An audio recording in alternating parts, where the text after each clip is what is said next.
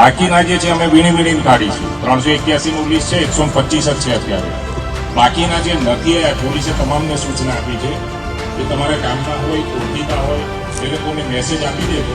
અઠવાડિયાની અંદર દુનિયાના ગમે તે છેડામાં હશે શોધી નાખીશું, ગુના બીજા દાખલ કરીશું. નવા ગુના કર્યા અને પાછળનો રેકોર્ડ નીકળ્યો 111 બાર લાગી ગઈ તો સમજી લેજો તમે 5-6 વર્ષ માટે અંદર ગયા. ગુજરાતની અંદર અસામાજિક તત્વો બેફામ બન્યા. રસ્તાઓ પર તલવારો અને ધોકાઓ લઈને બેફામ નીકળ્યા અને અત્યાર સુધી અનેક એવા ગુનાઓ નોંધાયા, પરંતુ ગુજરાત પોલીસ જાગી નહીં, કેમ કે ગુજરાત પોલીસનો આત્મા સૂતો હતો. અમદાવાદના વસ્ત્રાલની અંદર મોડી રાત્રે એક એવી ઘટના બની અને એ ઘટના બાદ આરોપીઓનું જ્યારે સર્કસ નીકળવાનું હતું ત્યારે 100, 200, 500 કે 5000 લોકો નહીં, પરંતુ 8 થી 10,000 લોકો વસ્ત્રાલના રસ્તાઓ ઉપર ઊભા રહી ચૂક્યા હતા, કેમ કે આ અસામાજિક તત્વોએ વસ્ત્રાલની અંદર આતંક ફેલાવતા હતા. અને ગુજરાત પોલીસે લોકોની ભીડ જોઈ અને તેમનો આત્મા જાગ્યો અને આત્મા જાગતાની સાથે જ ગુજરાતની અંદર પરિવર્તન આવ્યું. નમસ્કાર, આપ જોઈ રહ્યા છો ન્યૂઝરૂમ ને આપની સાથે હું છું પ્રદીપ. ગુજરાત રાજ્યના પોલીસ વડા ડીજીપી વિકાસ સહાય, જેમણે ગુજરાત પોલીસના એ તમામ અધિકારીઓને 100 કલાકનો સમય આપ્યો હતો. આ 100 કલાકની અંદર ગુજરાતના અલગ અલગ ખૂણેથી અલગ અલગ દ્રશ્યો સામે આવ્યા.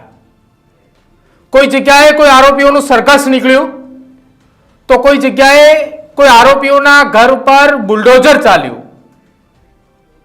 કેટલીક જગ્યા ઉપર તો ગેરકાયદેસર વીજ કનેક્શન હતા, એ વીજ કનેક્શન કાપી નાખ્યા. અને આ તમામની વચ્ચેથી એવા દ્રશ્યો સામે આવ્યા કે દ્રશ્યો ગુજરાત પોલીસના અધિકારીઓ પણ વિચારતા રહી ચૂક્યા હતા કે આ રીતે પણ એ લુખ્ખા તત્વોને કાયદાનું ભાન થઈ શકતું હતું. અને આ દ્રશ્યો જે આપ જોઈ રહ્યા છો હવે એ સુરેન્દ્રનગરના ધાંગધ્રા ડિવિઝનના છે. અને જે અધિકારી માઇક સાથે બોલી રહ્યા છે ને, એમનું નામ છે જુગલ પુરોહિત. ડીવાયએસપી જુગલ પુરોહિત એ ધાંગધ્રા ડિવિઝનના ડીવાયએસપી છે. તેમના તાબા હેઠળ 6 જેટલા પોલીસ સ્ટેશન આવે છે. અને તેમણે કહ્યું કે પાતાળમાંથી આરોપીઓને શોધવા પડશે ને તો પણ હું શોધી લઈશ. કેમ તેમણે આવું કહ્યું એ પહેલા એકવાર સાંભળો. આજરોજ ધાંગધ્રા ડિવિઝનના કુલ 6 પોલીસ સ્ટેશનના 6 પોલીસ સ્ટેશનમાં કુલ લિસ્ટ પ્રમાણે 381 અસામાજિક તત્વો છે, જેમાં શરીર સંબંધી ગુના, વ્યાજખોર, ખંડણીના, મિલકત સંબંધી, પ્રોહિબિશન, જુગાર તથા લેન્ડ ગ્રેબિંગના ગુનાના આરોપીઓ જે છે એ લોકોને આજે અત્રે ડીવાયએસપીની કચેરીના ગ્રાઉન્ડમાં બોલાવવામાં આવેલા અને 100 થી વધુ ઈસમો હાજર રહેલા.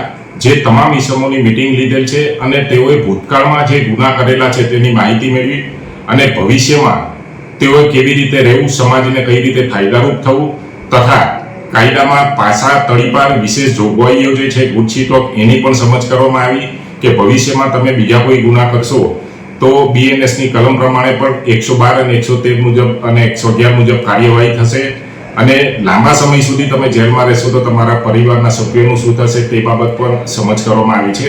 અને મોટાભાગના જે હાજર 100 થી વધુ ઈસમો હતા એ લોકોએ ગેરંટી આપી છે કે અમે ભૂતકાળમાં જે ભૂલ કરી છે ભવિષ્યમાં નહીં કરીએ અને અમારાથી કંઈક ભૂલ થઈ જશે તો એ સુધારવામાં પ્રયત્ન કરીશું. અને અમને પોલીસને ગેરંટી આપી છે કે હવે ભવિષ્યમાં અમે કોઈ પણ ગુના નહીં કરીએ. નહીં, આવનારા સમયમાં સર આ લોકો બીજી ગેરપ્રવૃત્તિ કરે તો આમની ઉપર પોલીસ શું એક્શન લેશે? આજે જે ઈસમોને બોલાવવામાં આવેલા હતા એ તમામની વિરુદ્ધમાં 2 કે તેથી કોઈ પણ હેડના ગુના દાખલ છે. જો ભવિષ્યમાં હવે કોઈ પણ પ્રકારની પ્રવૃત્તિ ગેરકાયદેસર કરશે ને ગુના દાખલ થશે તો બીએનએસની 111 અને 12 કલમ લગાવવામાં આવશે, જેની અંદર ઓછામાં ઓછા 1 વર્ષ સુધી નામદાર કોર્ટ પણ જામીન આપતી નથી. તેમજ જે લોકો વિરુદ્ધ પાસા કે તડીપારની કાર્યવાહી થઈ શકશે એમને પાસા અને તડીપાર કરી અને સુરેન્દ્રનગર સિવાયની અન્ય જિલ્લાઓની જેલમાં પણ એમને મોકલીને કાર્યવાહી કરવામાં આવશે. આ ઉપરાંત હાલની અંદર ડીજી સાહેબશ્રીના હુકમ પ્રમાણે તમામ અસામાજિક તત્વોના ઘરે વીજ ચેકિંગ પણ ચાલુ છે અને ગેરકાયદેસર જે મળી આવે છે એ કનેક્શનો કાપી અને દંડની જોગવાઈ છે એ પ્રમાણે દંડ પણ કરવામાં આવેલા છે.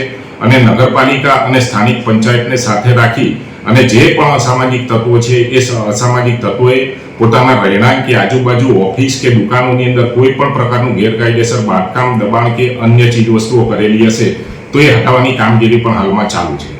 તો આ હતા ધાંગધ્રા ડિવિઝનના ડીવાયએસપી જુગલ પુરોહિત.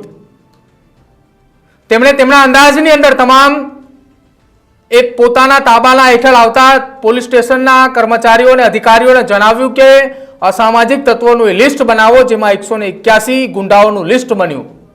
125 હાજર હતા અને જે હાજર ન હતા ને એ તમામ લોકોને પણ પાતાળમાંથી ગોતવાની તાકાત એ તેમનામાં છે એવું તેમને ગુંડાઓની સામે કહી બતાવ્યું અને કહી દીધું કે તમારા ગામમાં કે તમારી આસપાસ જો કોઈ રહેતા હોય ને તો પણ એમને કહી દેજો કે અમે તમને ગમે ત્યાંથી ગોતી કાઢીશું. હવે આ વિડીયો સોશિયલ મીડિયાની અંદર ખૂબ ચાલ્યો, ખૂબ ચર્ચાયો, એટલે ગુજરાત પોલીસના અધિકારીઓ વિચારતા રહી ગયા કે આ રીતે પણ ગુંડા તત્વોની શાન ઠેકાણે આવી શકતી હતી. જો પહેલેથી જ આવી રીતે કર્યું હોત તો ગુજરાત રાજ્યના ડીજીપી વિકાસ સહાયે 100 કલાકનો સમય ગુજરાત પોલીસને નહોતો આપવો પડે એમ. ડીવાયએસપી જુગલ પુરોહિતે ત્યાં સુધી કહી દીધું કે જો તમારે તમારી દીકરીના લગ્નની અંદર હાજર રહેવું હોય, તમારે તમારા દીકરાના લગ્ન કરાવવા હોય ને તો હવે આ સામાજિક પ્રવૃત્તિઓ બંધ કરી દેજો, બાકી પાસા હેઠળની કાર્યવાહી થશે ને તો 1.5 વર્ષ સુધી બહાર નહીં આવો એ પ્રકારની સજા થશે, અને જો ફરી વખત પોલીસ ચોપડે ગુનો નોંધાયો તો 4 વર્ષ સુધી બહાર નહીં નીકળે કોઈ પ્રમાણેની નવા કાયદાની અંદર સજાઓની જોગવાઈઓ પણ છે. અને ત્યાં બેઠેલા 125 ગુંડાઓ એ માત્ર ને માત્ર સાંભળતા રહ્યા, કેમ કે ડીવાયએસપી જુગલ પુરોહિતની વાતને કોઈ ગણકારી ન શકે. તેમની ભૂતકાળની કાર્યવાહીઓ પણ અનેક એવી છે જે તમામે ગુંડાઓ સમજી ચૂક્યા.